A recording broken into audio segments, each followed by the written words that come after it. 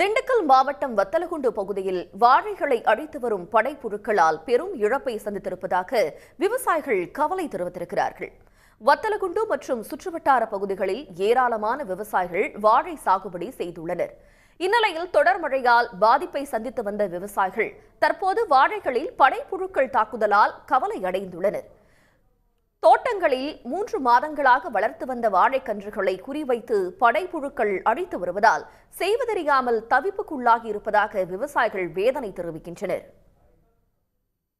இப்போ புதுசா ஒரு புழு ஆரம்பிச்சு பூரா வாழையில பூரா ஓட்ட ஓட்டு குறுத்து இலைய பூரா கொஞ்சமா தின்னு அந்த வாழை பட்டு போன மாதிரி இருக்கு. அதுக்கு நாங்க ரொம்ப கவலையா இருக்கோம். என்னடா ஒரு நோயா வந்துகிட்டே இருக்கு, எப்படி நம்ம விவசாயத்தை பண்ணி இது பண்ண போறோம், நம்ம குடும்பத்துல எப்படி காப்பாத்துறது, என்ன சரி இப்படி விவசாயத்தை நம்பி தான் நாங்க அப்பெல்லாம் வாழ்வாரம் பண்ணிக்கிட்டு இருக்கோம்.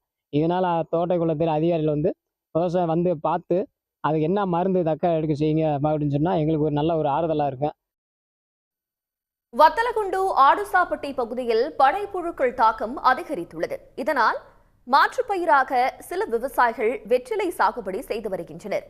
எனவே வேளாண் துறை அதிகாரிகள் மூலம் உடனடியாக ஆய்வு செய்து படைப்புழு நோய் பரவாமல் தடுக்க அரசு உரிய நடவடிக்கை எடுக்க வேண்டும் என்று விவசாயிகள் கோரிக்கை விடுத்திருக்கிறார்கள். உடனுக்குடன் செய்திகளை தெரிந்து கொள்ள சன் நியூஸ் பெல் ஐகானை கிளிக் பண்ணுங்க.